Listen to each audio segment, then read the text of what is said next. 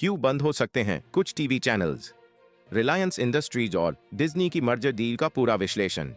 नमस्कार दोस्तों, स्वागत है आपका हमारे जीआरटी बिजनेस यूट्यूब चैनल पर, जहां हम आपको लेकर आते हैं बिजनेस जगत की सबसे बड़ी खबरें और उनके पीछे की गहराई से विश्लेषण। आज का वीडियो एक ऐसी खबर पर आधारित है जो मीडिया और मनोरंजन जगत में तहलका मचा रही है।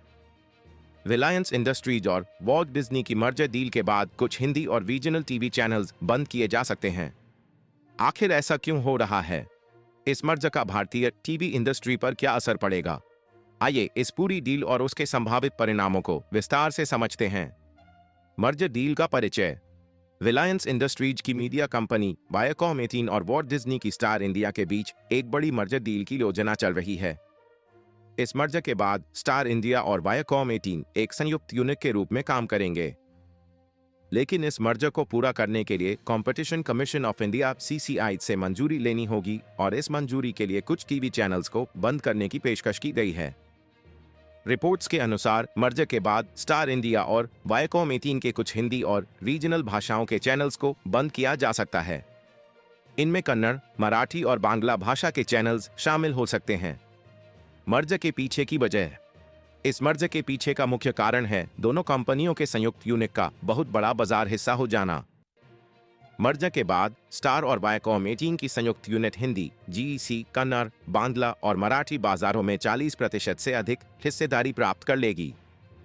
इसके अलावा स्पोर्ट्स ब्रॉडकास्टिंग में भी इस यूनिट का एकाधिकार हो जाएगा, क्योंकि उनके पास सभी प्रमुख खेलों के ब्रॉडकास्टिंग राइट्स होंगे।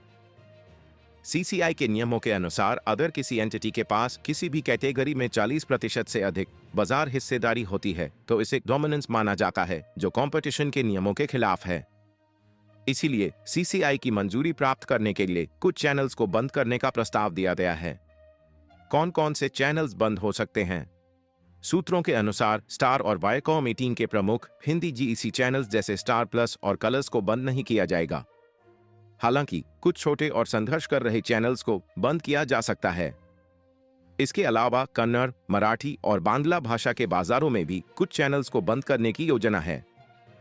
खासतौर पर वे चैनल्स जो इन बाजारों में मजबूत स्थिति में नहीं हैं या जो वायाकॉम 18 के मुकाबले स्टार के चैनल से कंपटीशन में पिछड़ रहे हैं। एक्सपर्ट्स की राय और संभावित प्रभाव। मीडिया एक्सपर्ट्स का मानना है कि इस मर्जर के बाद बनने वाली कंपनी भारतीय टीवी इंडस्ट्री में एक दिग्गज खिलाड़ी के रूप में उभरेगी। हालांकि चैनल्स को बंद करने का निर्णय दर्शकों और कर्मचारियों पर नकारात्मक प्रभाव डाल सकता है। एक मीडिया विशेषज्ञ ने कहा कि स्टार के पास वायाकॉम 18 की तुलना में ज्यादा मजबूत क्षेत्रीय चैनल्स हैं। वायाकॉम 18 केवल कन्नड़ भाषा के बाजार में मजबूत है, जबकि स्टार के पास मराठी और बांग्ला जैसे बाजारों में अच्छी पकड़ है।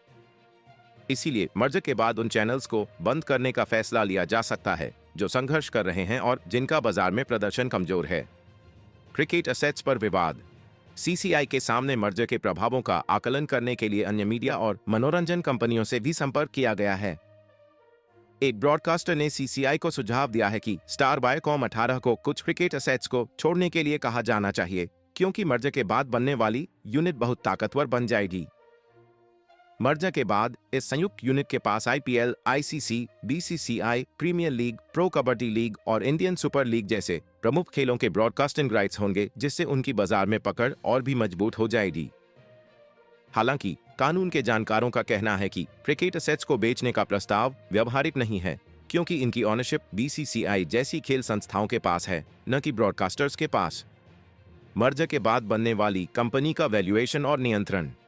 इस मर्जर के बाद बनने वाली संयुक्त यूनिट का वैल्यूएशन 70,000 करोड़ रुपए से अधिक हो सकता है। वायाकॉम 18 और स्टार की वैल्यूएशन क्रमशः 33,000 करोड़ रुपए और 26,000 करोड़ रुपए होने की संभावना है। रिलायंस इंडस्ट्रीज के पास इस संयुक्त यूनिट में 56% कंट्रोलिंग स्टेक होगा, के पास 37% हिस्सेदारी होगी।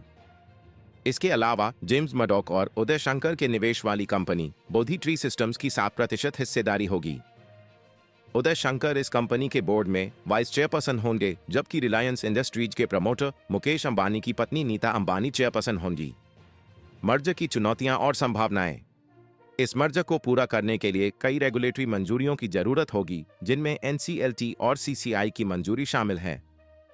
हालांकि इस मर्जर के बाद बनने वाली कंपनी भारतीय मीडिया और मनोरंजन सेक्टर में एक प्रमुख खिलाड़ी के रूप में उभरेगी। लेकिन इस मर्जर के साथ कई चुनौतियां भी हैं। सबसे बड़ी चुनौती होगी सीसीआई की मंजूरी प्राप्त करना, जिसके लिए चैनल्स को बंद करने और बाजार की प्रतिस्पर्धा को बनाए रखने के लिए कुछ महत्वपूर्ण निर्णय लेने होंगे। हालांकि अगर यह मर्जर सफलतापूर्वक पूरा हो जाता है तो इससे भारतीय टीवी इंडस्ट्री में बड़ा बदलाव आ सकता है। स्टार वायाकॉम 18 की संयुक्त यूनिट भारतीय मीडिया सेक्टर में एक मजबूत उपस्थिति दर्ज कर सकती है और भविष्य में और भी बड़े अवसर प्राप्त कर सकती है। कंक्लूजन। तो दोस्तों, ये था रिलायंस इंडस्ट्रीज और वॉल्ट डिज्नी के मर्जर डील पर आधारित हमारा आज का वीडियो। इस मर्जर के बाद भारतीय टीवी इंडस्ट्री में बड़े बदलाव देखने को मिल सकते हैं। कुछ चैनल्स बंद हो सकते हैं, लेकिन इसके साथ ही एक नई मीडिया दिग्गज कंपनी का उदय भी हो सकता है।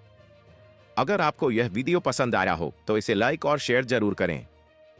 साथ ही हमारे चैनल को सब्सक्राइब करें ताकि आप बिजनेस और मीडिया जगत की ऐसी ही महत्वपूर्ण खबरों से जुड़े रहें। हम मिलेंगे आपसे अगले वीडियो में, तब तक के लिए धन्यवाद और सुरक्षित रहें।